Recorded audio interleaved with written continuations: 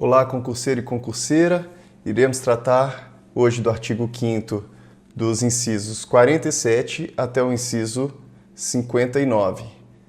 Temos muito ainda para tratar aí de direito constitucional, estamos caminhando em um bom ritmo. Eu peço que você continue com a gente, esteja acompanhando o nosso canal, esteja se inscrevendo aí no canal também para a gente poder continuar crescendo. Comente caso tenha alguma dúvida, sugestão ou crítica e curta também e mande para os seus amigos para que eles possam também ter uma boa preparação junto de você. Um grande abraço.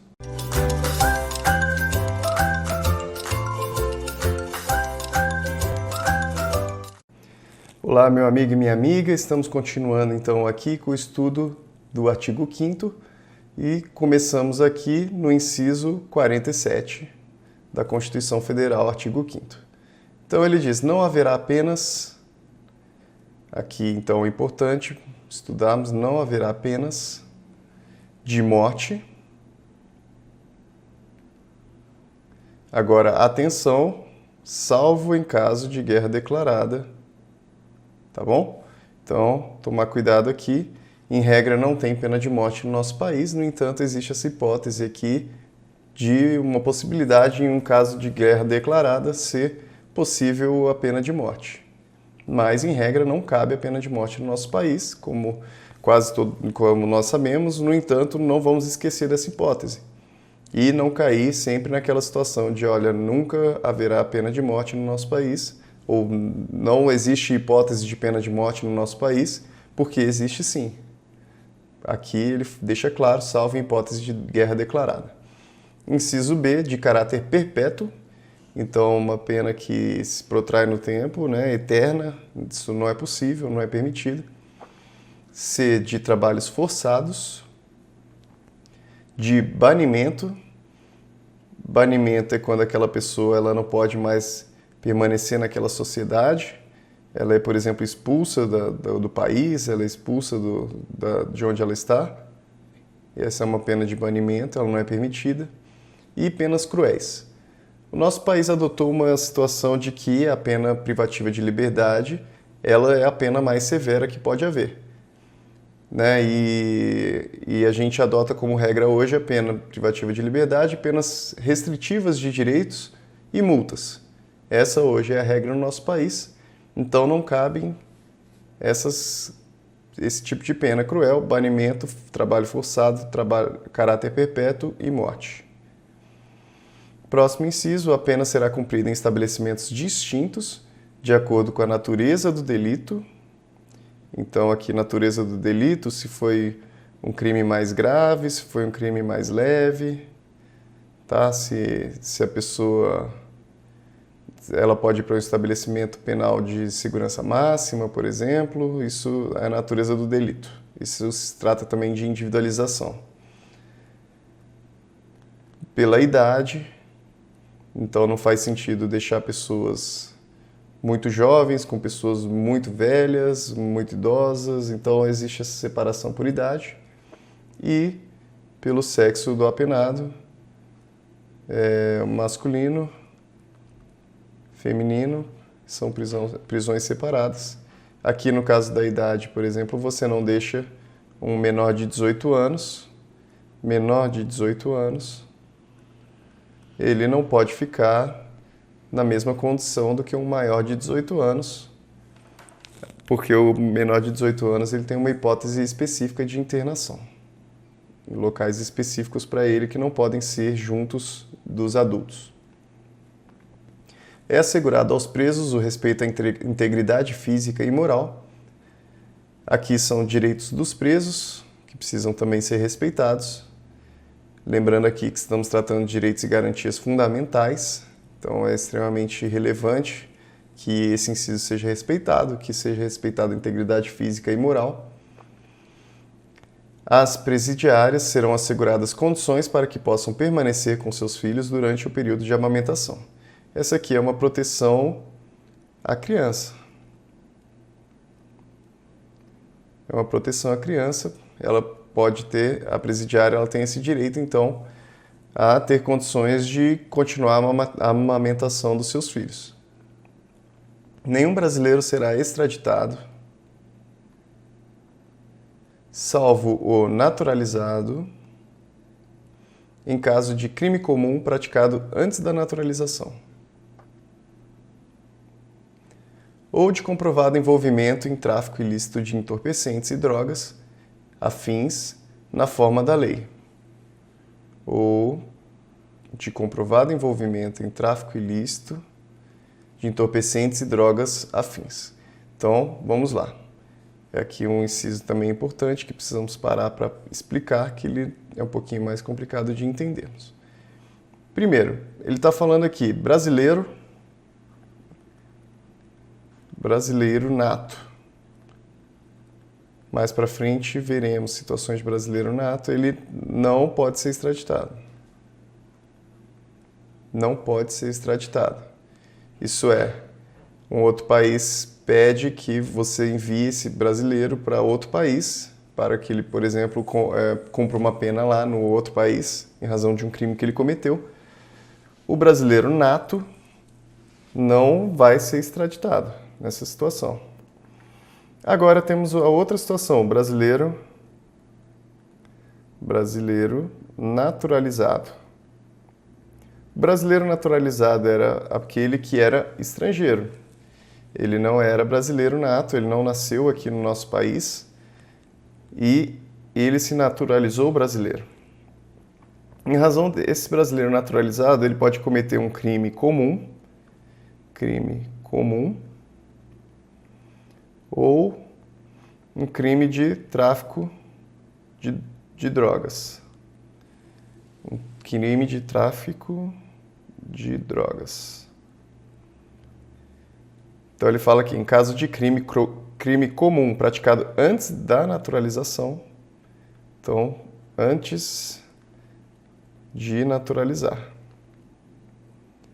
ou de comprovado envolvimento em tráfico ilícito de entorpecentes e drogas afins. Aqui não existe esse requisito, não tem o requisito de ser antes da naturalização.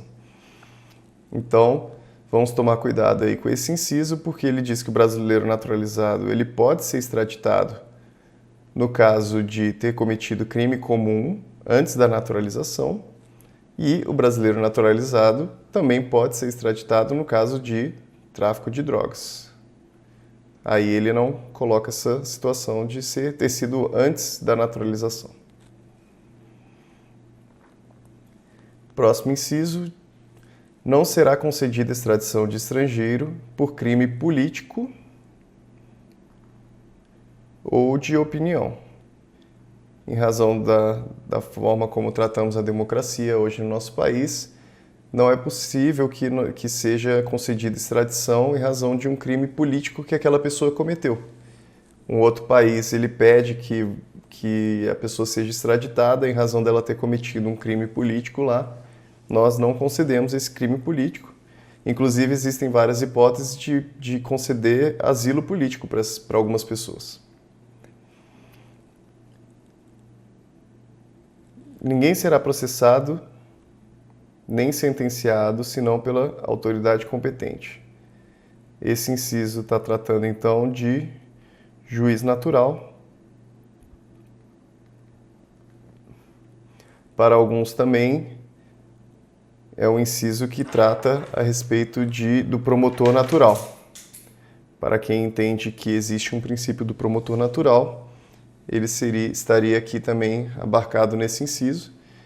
Significa dizer que existe uma competência, é necessário que exista uma competência firmada antes de haver qualquer tipo de crime, de haver qualquer tipo de situação criminosa, né? Como eu já falei anteriormente em outra aula, a respeito do princípio da legalidade, o princípio da imparcialidade, impessoalidade, é necessário que a lei ela já preveja quem é a autoridade competente para processar e julgar cada um dos casos, e não simplesmente, em razão de casuísmos, começar a decidir isso. Então, a pessoa só vai ser julgada, só vai ser processada e sentenciada pela autoridade que efetivamente for competente para aquele caso. Ninguém será privado da liberdade ou de seus bens sem o devido processo legal. Estamos aqui agora já em uma seara a respeito do processo civil. Processo civil, também importante para a sua prova. Então, prestem bastante atenção com relação a esses princípios, porque todos eles são repetidos hoje no nosso Código de Processo Civil. Então, o devido processo legal, que abarca diversas garantias, como ampla defesa, como contraditório e diversos outros princípios que eles tratam do devido processo legal. A pessoa, então, não pode ser privada da liberdade, aqui falando sobre processo penal. Ela não pode ser privada da liberdade. Então, é um princípio que cabe tanto para o processo penal, quanto para o direito administrativo, quanto para o civil. Ou de seus bens, sem o devido processo legal. Não pode ser privado da liberdade ou de seus bens sem o devido processo legal. Aos litigantes em processo judicial ou administrativo e aos acusados em geral são assegurados o contraditório. Então, são princípios aqui processuais. Contraditório e ampla defesa, com os meios e recursos a ela inerentes. Então, lembrar aqui que ele está falando de processo judicial ou administrativo. Então, o contraditório e ampla defesa, o devido processo legal como um todo, ele é importante tanto para os processos que são judiciais e processos que são administrativos. Para quem não entende a diferença entre processo judicial e processo administrativo, o processo judicial é aquele que corre perante o Poder Judiciário, é aquele que o juiz vai julgar. Agora, um processo administrativo é aquele que corre dentro de um órgão administrativo, um INSS ou um processo que esteja correndo perante a Receita Federal. Aquilo ali é um processo administrativo.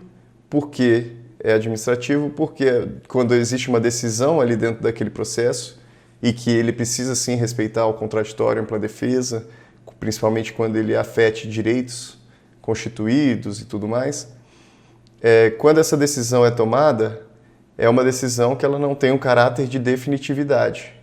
Essa é a característica do processo administrativo no Brasil. É uma decisão que ela, em tese, ela é definitiva para a administração. Porém, como existe a situação da inafastabilidade de jurisdição e indeclinabilidade, essas situações elas podem ainda ser remetidas para o Poder Judiciário. Então, nada impede que você, perdendo um processo administrativo, você pode pegar, submeter esse processo para o Poder Judiciário decidir de forma definitiva.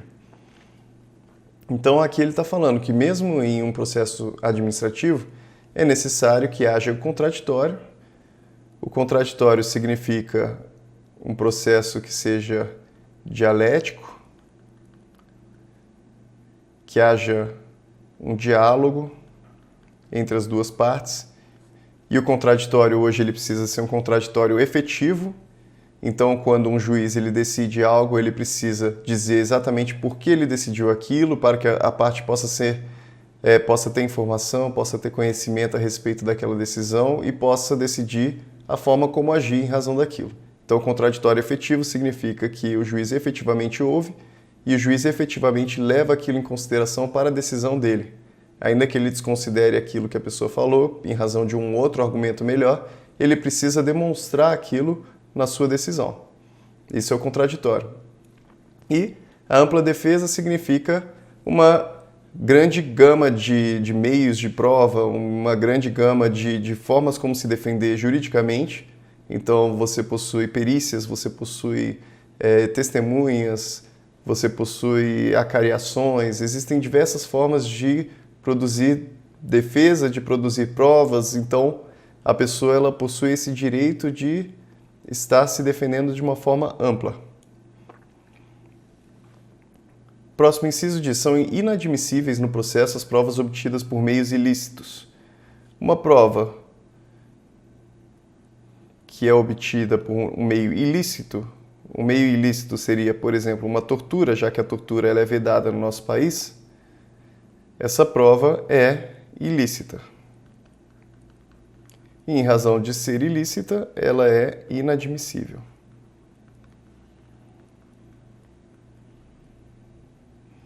Ela é inadmissível. Agora, mais para frente veremos que tanto a prova que foi conseguida de uma forma inadmissível, quanto as derivadas dessa prova também. Então, vamos dizer que foi feita uma interceptação telefônica, interceptação ilegal. Ela é um meio inadmissível e tudo que vier dela também é ilícito. Isso daqui se chama a teoria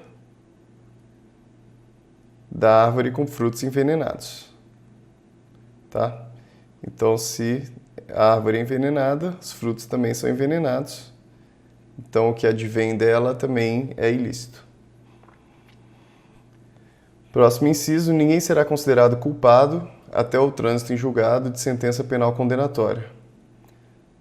Temos aqui a presunção de não culpabilidade.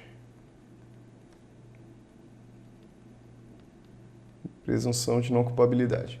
Tem algumas pessoas que entendem esse inciso aqui como presunção de inocência, porque a pessoa não pode ser considerada culpada até que haja o trânsito em julgado. Trânsito em julgado nós já tratamos, que é a situação em que já não cabe mais recurso, é uma decisão que é definitiva, ela já formou uma coisa julgada, aí sim a pessoa pode ser considerada culpada. Até alguns anos atrás existiu uma discussão que se dizia que dentro de uma decisão de segundo grau, aquela decisão ela não teria um trânsito em julgado, no entanto ela retiraria já a presunção de não culpabilidade. Isso hoje já foi rechaçado pelo STF, então caso a sua prova questione de uma questão de jurisprudência, hoje a pessoa precisa realmente haver esse trânsito em julgado para que ela seja considerada culpada.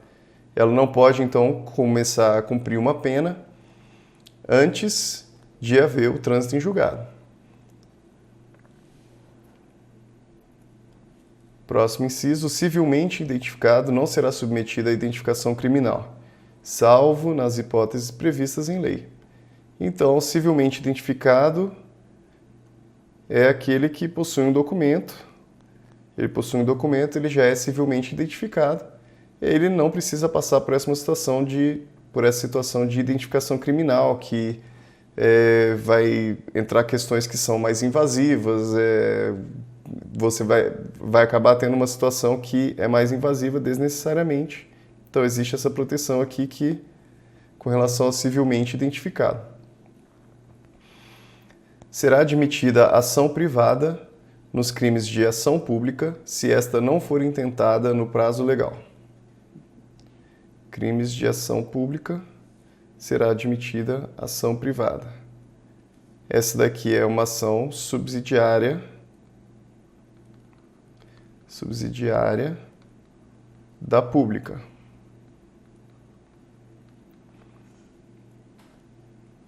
A situação aqui é a seguinte: quem é titular da ação penal é o Ministério Público.